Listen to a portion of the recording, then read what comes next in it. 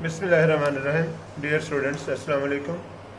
I'm Simbek from DPSC Faisalabad. Again here with you all. Second year ICS book start की हुई है हमने. Chapter number 2 continue किया हुआ है, जिसके 2 लेक्चर्स मैं आपको सेंड कर चुका हूँ. आज लेक्चर नंबर 3 हम देखेंगे. Basic concepts and terminology of databases, ये कंटिन्यू है. Lecture number 3.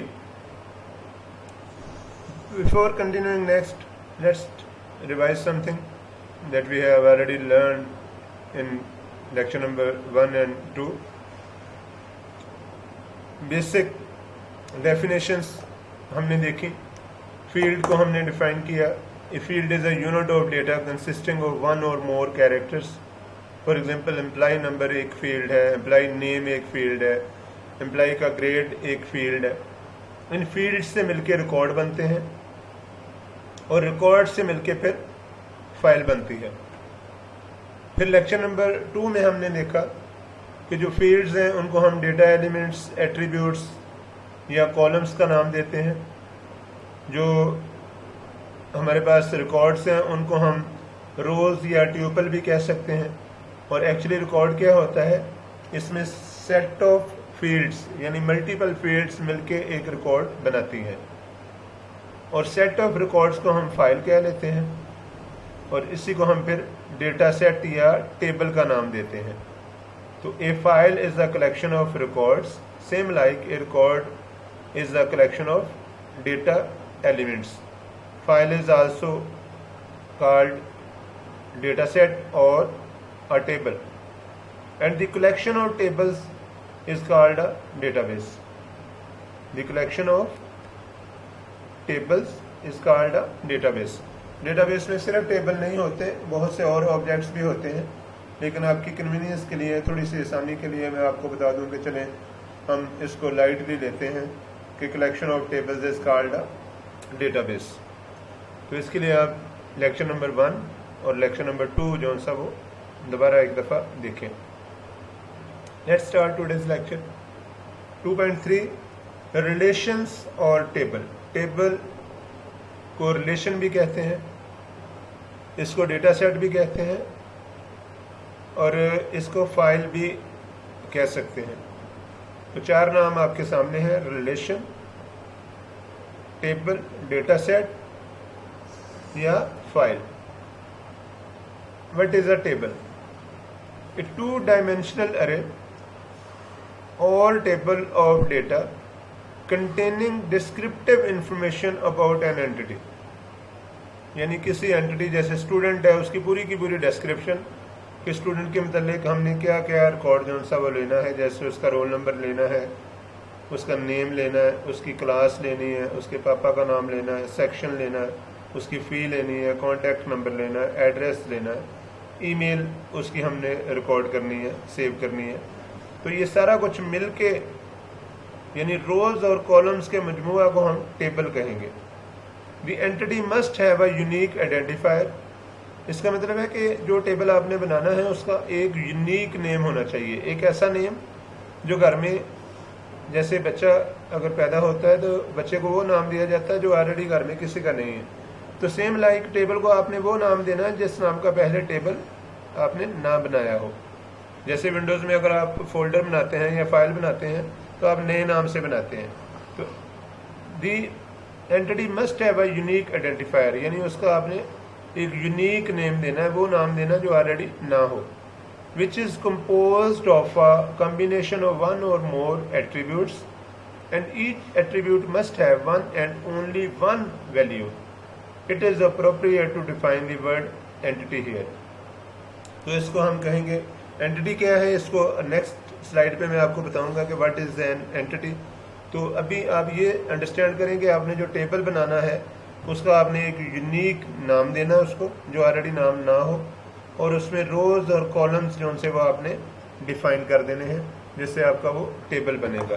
तो जैसे फॉर एग्जांपल मैं एक टेबल क्रिएट करता हूँ जिसमें मैं स्टूडेंट की इंफॉर्मेशन जो सी वो लूँगा.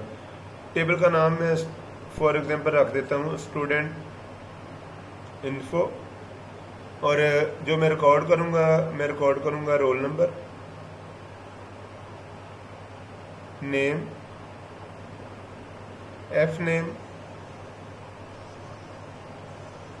और इसके बाद क्लास,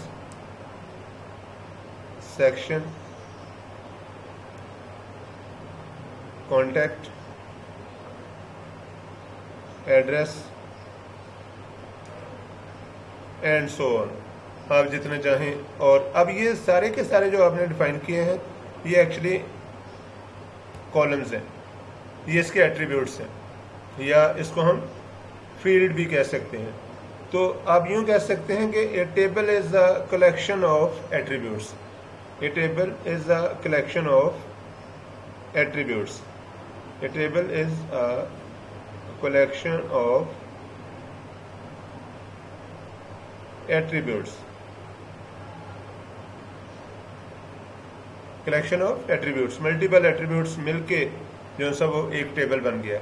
और जब सारे के सारे एट्रीब्यूट्स, इन एट्रीब्यूट्स में हम डेटा फीड करेंगे तो ये एक रिकॉर्ड बनेगा। यानी एक रिकॉर्ड जो आप देखेंगे उसमें रोल नंबर भी होगा, नेम भी होगा, फादर नेम भी होगा, क्लास भी होगी, सेक्शन भी होगा, कॉन्टैक्ट नंबर भी होगा और एड्रेस भी होगा, और भी जितनी आपने फील्ड्स इसमें डाली हुई हैं वो सारी की सारी वो आपको बताएगा। तो सिंपल मीनिंग में आप अंडरस्टैंड करें कि a table is a 2 dimensional array, a table is a 2 dimensional array. What is an entity? An entity is anything about which you want to keep or record information in the database.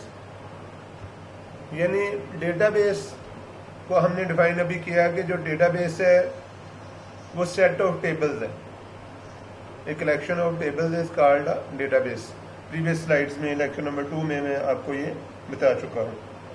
तो अब entity क्या है? An entity is anything about which you want to keep or record information in the database.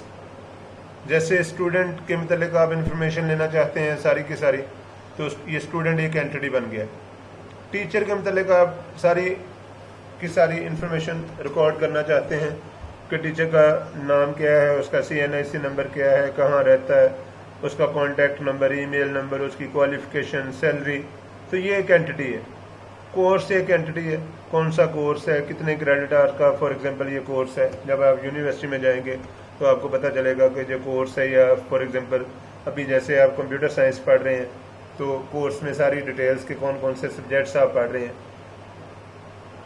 Are all entities student information system की अगर आप बात करें तो ये उसकी एंटिटीज़ है। यानी फॉर एग्जांपल अगर आपको एक आपका क्लाइंट या एक कस्टमर आपको कहता है जी कि मुझे एक स्टूडेंट इंफॉर्मेशन सिस्टम बना दे मेरे कॉलेज के लिए, तो आप सबसे पहले उसकी एंटिटीज़ जो सी वो डिफाइन करेंगे कि इसमें कौन कौन सी एंटिटीज़ है।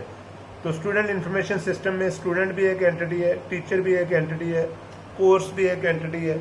इस तरह और एंटिटीज़ आपने लेनी है, जैसे हॉस्टल एक एंटिटी हो सकता है, बसेस एक एंटिटी हो सकती है, एंड सो ऑन। क्लासरूम्स भी एक एंटिटी हो सकती है, classrooms.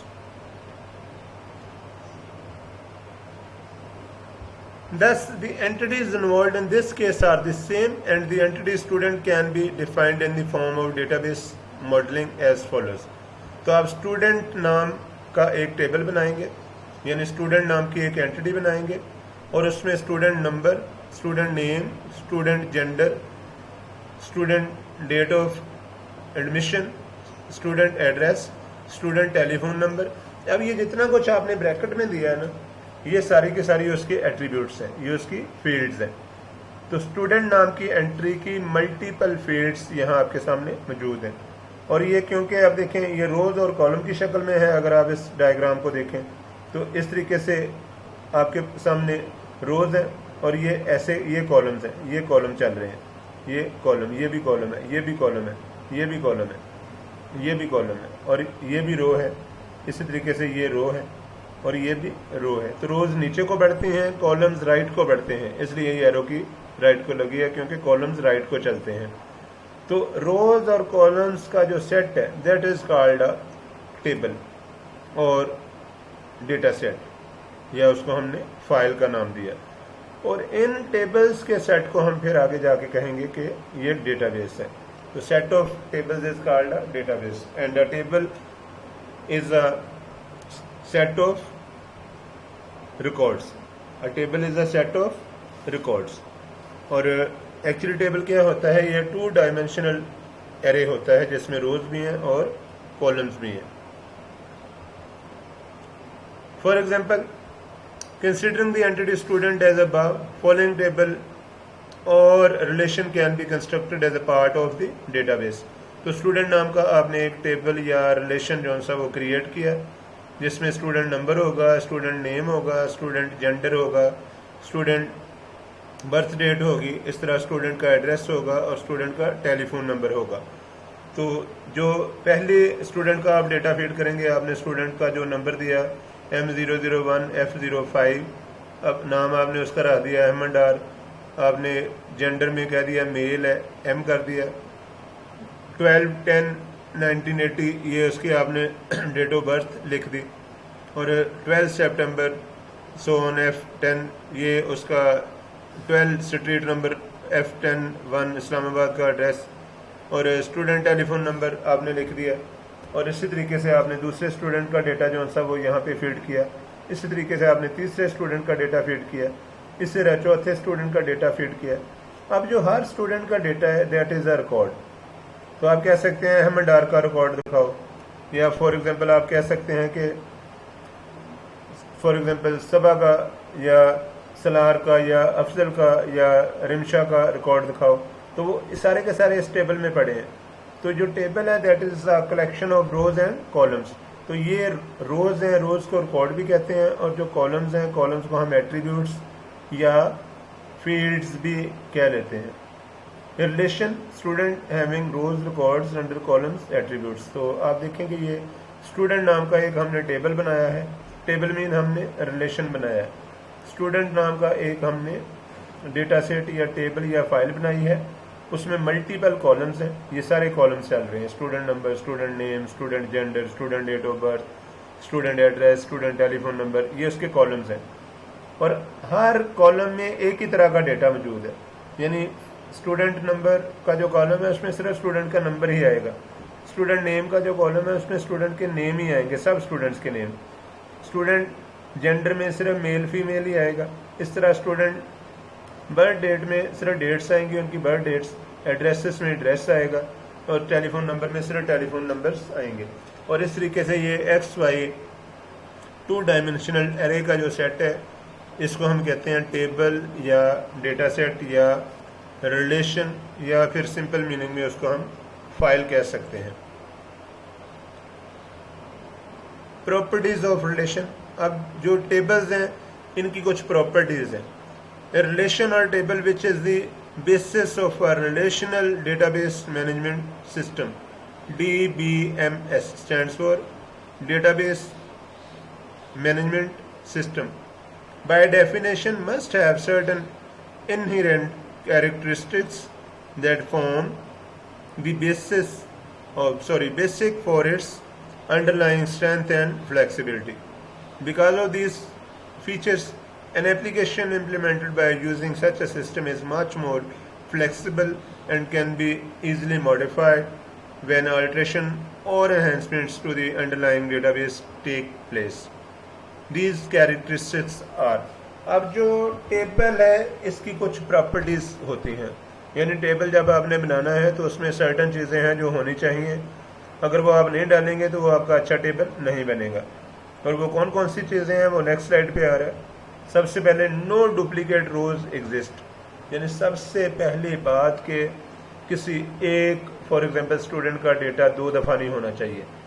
No duplicate rows exist, यानी एक स्टूडेंट का रिकॉर्ड 2 दफ़ा नहीं होना चाहिए। जैसे पाकिस्तान में नादरा डेटाबेस की अगर आप एग्जांपल लें तो उसमें अगर किसी शख्स का 2 दफ़ा शनाख्ती कार्ड बना हुआ है डिफरेंट नेम से, तो ये प्रॉब्लम क्रिएट कर सकता है। तो इसलिए जो टेबल है उसकी एक एट्रीब्यूट ये है कि no duplicate rows exist. No 2 rows can be identical, यानी एक ही तरह की 2 रोज नहीं होनी चाहिए। While to put two rows record for the same entity example a person, एक ही शख्स के मतलब आपने फॉर एग्जांपल दो रोज जो सी वो स्टोर की, जैसे स्टूडेंट नाम का आपके पास जो सा वो टेबल था और उसमें रिकॉर्ड नंबर 1 आपने जो फीड किया, रोल नंबर, और सपोज में 2-3 फील्ड्स इसमें लेता हूँ, स्टूडेंट नेम, फादर नेम, आपने यहाँ पे रोल नंबर 1 2 3 4 लिखा, नेम लिख दिया आपने for example A, father name B, इसके बाद आपने फॉर एग्जांपल यहाँ पे किया बी फादर नेम सी, और यहाँ पे फिर आपने कर दिया ए फादर नेम बी। अब ये जो रिकॉर्ड है, ये वाला रिकॉर्ड, ये यहाँ पे इस वक्त तो डुप्लीकेट नहीं हो रहा, लेकिन ये डेटा डुप्लीकेट है, ये वाला डेटा इससे मैच करता है। तो अगर उसी शख्स का डेटा आपने दोबारा लिख दिया तो ये प्रॉब्लम्स क्रिएट हो जाएगी। फॉर एग्जांपल आपने रोल नंबर भी वही रिपीट कर दिया, तो अब ये सारा डेटा जो है ये आइडेंटिकल नहीं रहा, यानी अब ये डेटा सारा डुप्लीकेट हो रहा है और ये प्रॉब्लम आपके टेबल में नहीं होनी चाहिए। तो इसलिए नो डुप्लीकेट रोज एग्जिस्ट। तो पहला पॉइंट क्या है, जो आपका टेबल है उसकी प्रॉपर्टी ये है कि टेबल में एक ही रिकॉर्ड जो सा वो 2 दफ़ा एग्जिस्ट नहीं करना चाहिए। Number 2, the order of rose is insignificant. अब ये बड़ी ज़बरदस्त बात है, फ्लेक्सिबिलिटी है कि जो रोज हैं वो आगे पीछे हो सकती हैं, उनकी तरतीब का टेबल के ऊपर कोई फ़र्क नहीं पड़ता, चाहे आप अहमद का रिकॉर्ड पहले ले लें, चाहे अहमद का रिकॉर्ड एंड पे ले लें, क्योंकि सॉफ्टवेयर ने क्यूरी के थ्रू वो डेटा निकाल लेना, इसलिए वो रिकॉर्ड स्टार्ट में है या एंड पे है इससे कोई फ़र्क नहीं पड़ता। क्योंकि अभी आगे जाकर मैं एक आपको मैकेनिज्म बताऊंगा जिसको हम व्यूज़ एंड इंडेक्सेस भी कहते हैं, व्यूज़ एंड इंडेक्सेस। तो इंडेक्सेस में हम देखेंगे कि किस तरीके से टेबल से स्पीडी सर्चिंग से डेटा जो सा वो निकाला जाता है। तो जो ऑर्डर ऑफ रोज है, यानी रोल नंबर 1 नीचे है, रोल नंबर 2 उसके बाद है। फॉर एग्जांपल अगर आपने स्टूडेंट का रिकॉर्ड लिया, वही स्टूडेंट नाम का टेबल, आपने रोल नंबर 1 पहले फीड किया, फिर 5, फिर 7, फिर 9, फिर आपने 2 फीड कर दिया, फिर 3, फिर 4, फिर आपने सो ऑन। तो इससे कोई भी फ़र्क नहीं पड़ता टेबल पे, यानी डेटा आपका मौजूद है, बाद में हम क्यूरी की मदद से इस डेटा को सारे को सॉर्ट कर सकते हैं। तो रोज़ अगर आगे पीछे भी हो जाए तो इससे कोई फ़र्क नहीं पड़ता। तो जहन में रखें, दी order of rose is insignificant. जो रोज़ का ऑर्डर है दैट इज़ इनसिग्निफिकेंट।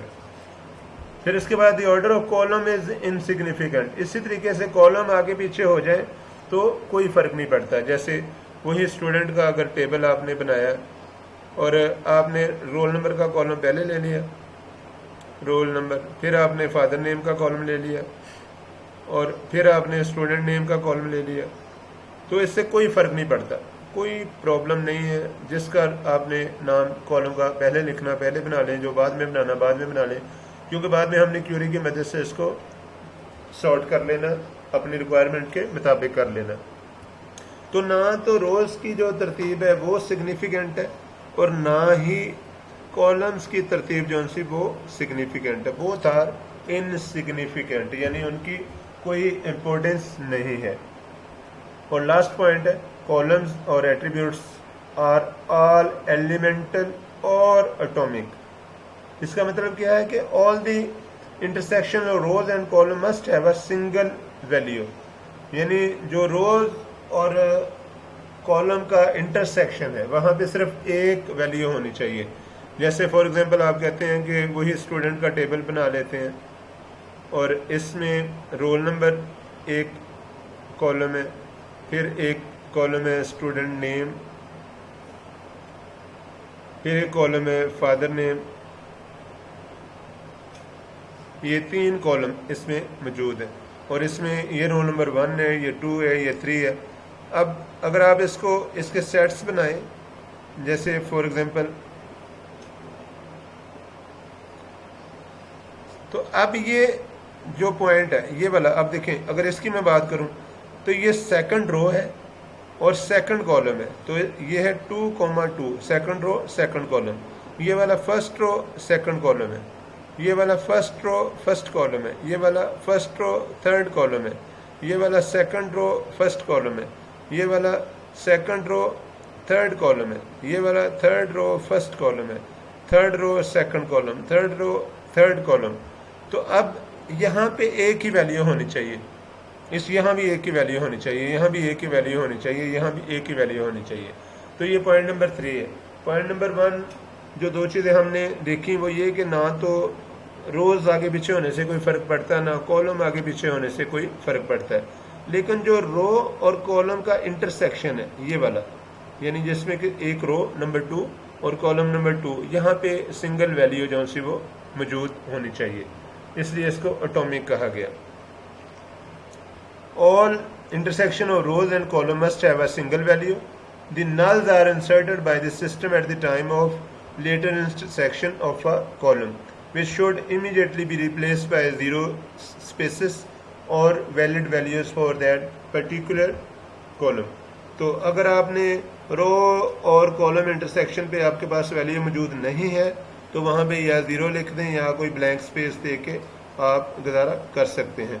अदरवाइज़ जो बड़ी डेटाबेसेस हैं जैसे ओरेकल है वो नल वैल्यूज़ को भी डील कर लेती है, उसके लिए वो NVL एक फंक्शन यूज़ करती है जिसकी मदद से वो नल वैल्यूज़ को डील करती है। इस तरीके से ये आपका आज का लेक्चर नंबर 3 भी कंक्लूड होता है। थैंक यू ऑल, अल्लाह हाफिज़।